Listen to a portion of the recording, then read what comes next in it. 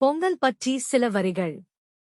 ஆடி மாதத்தில் தேடி விதைத்த பயிர்களின் விளைச்சலை அறுவடை செய்து பயன் அடையும் பருவமே தை மாதம் ஆகும்.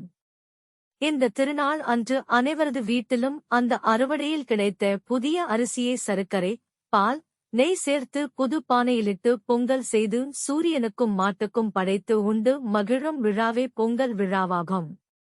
இந்த பொங்கல் அன்று கிராமங்களில் வெகு சிறப்பாக கொண்டாடி மகிழ்வார்கள். சரி, இந்த பதிவில் பொங்கலை பற்றி சில வரிகள்.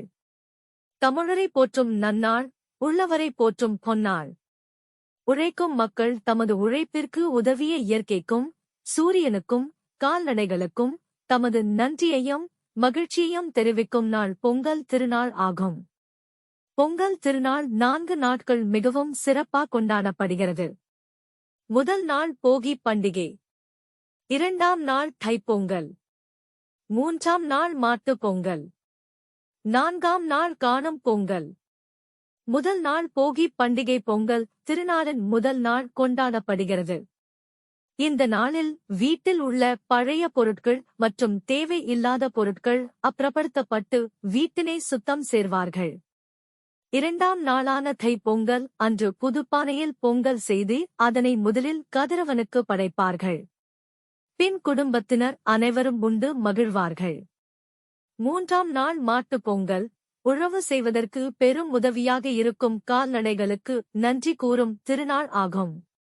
அன்றைய நாளில் மாடுகளை காட்டும் தொழுவதை சுத்தம் செய்து கால்நடைகளை குளிப்பாட்டி அலங்காரம் செய்து அந்த தொழுவத்திலேயே பொங்கல் செய்து கொண்டாடுவார்கள்.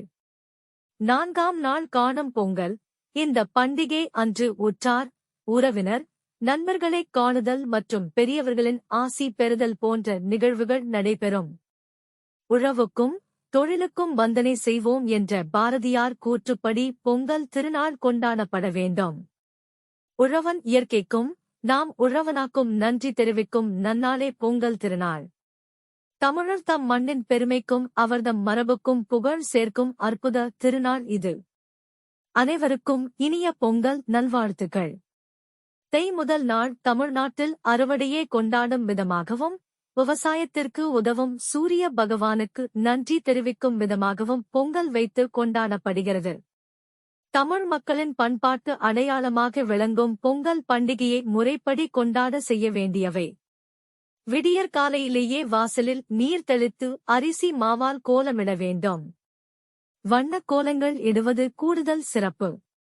பொங்கல் வைக்க உள்ள இடத்தை மாட்டு சாணம், மஞ்சள் கலந்து தெளித்து பின்னர் அங்கும் கோலமிட வேண்டும். பொங்கல் பொங்க உள்ள அடுப்பையும் சாணத்தால் முழுகி கோலமிட்டு மஞ்சள், குங்குமம் இட வேண்டும்.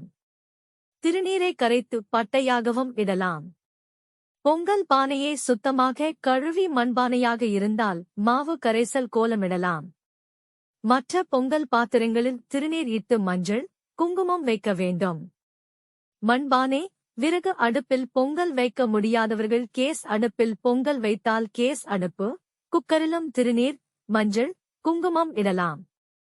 பானையே, பாத்திரத்தை வைத்த பிறகு தண்ணீர் ஊற்றி அரிசி, வெல்லம், முந்திரி, திராட்சை உள்ளிட்டவற்றை போட்டு பொங்கலை அவரவர் விருப்பத்திற்கு ஏற்ப செய்யலாம்.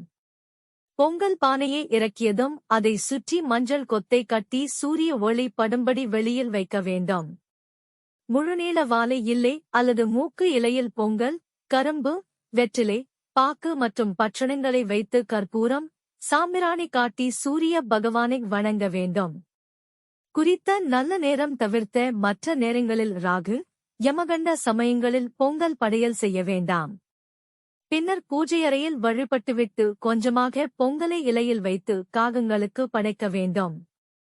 வீட்டில் மாடு வைத்திருப்பவர்கள் மாடுகளுக்கும் அளிக்கலாம். அதன் பின்னர் பொங்கலை குடும்பத்துடன் அமர்ந்து உண்ணலாம். தமிழ் திருநாளாம். தமிழர் திருநாளாம் தை முதல் நாள் பொங்கல் விழாவை குடும்பமும் சுற்றமும் சூழ கொண்டாட வாழ்த்துகள்.